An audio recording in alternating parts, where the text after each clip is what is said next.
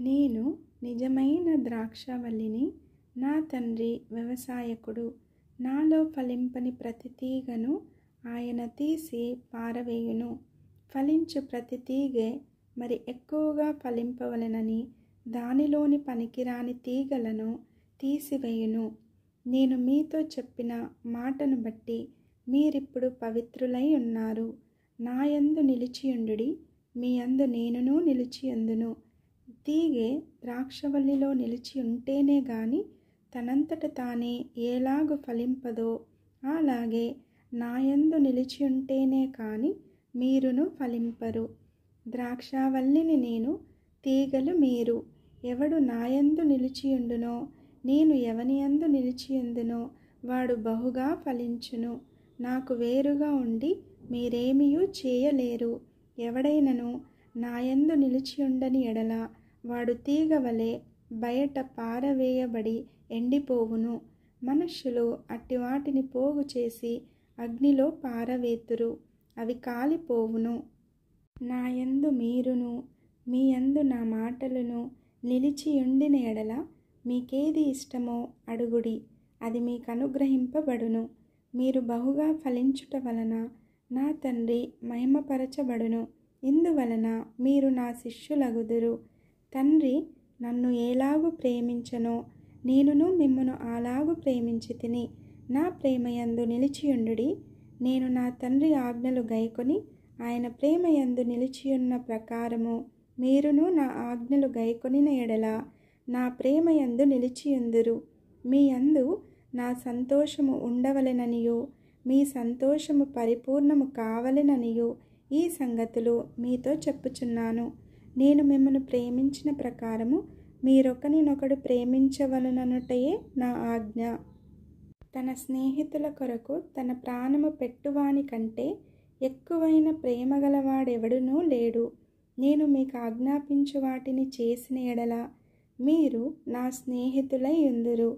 దాసుడు తన యజమానుడు చేయు దానిని ఎరుగడు గనుక ఇక మిమ్మును దాసులని పిలువక స్నేహితులని పిలుచుచున్నాను.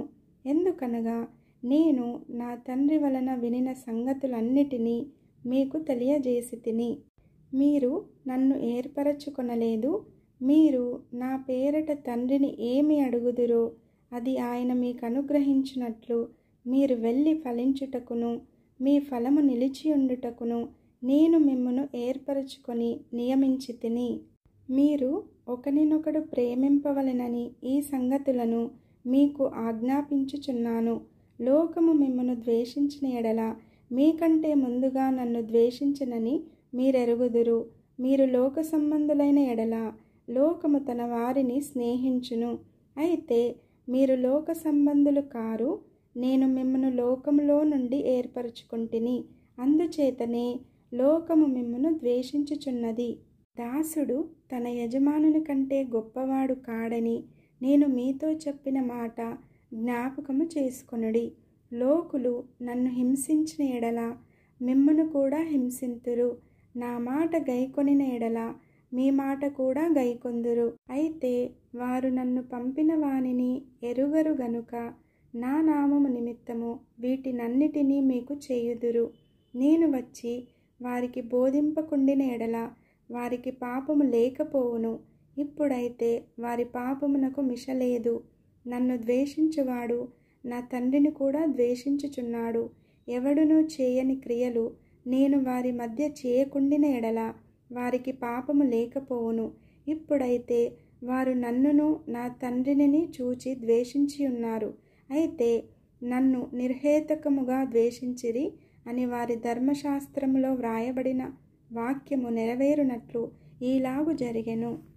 తండ్రి యొద్ద నుండి మీ యొద్దకు నేను పంపబోవు ఆదరణకర్త అనగా తండ్రి యొద్ద నుండి బయలుదేరు సత్య స్వరూపి అయిన ఆత్మ వచ్చినప్పుడు ఆయన నన్ను గూర్చి సాక్ష్యమిచ్చును. మీరు మొదట నుండి నా యొద్ద ఉన్నవారు గనుక మీరును సాక్ష్యమిత్తురు.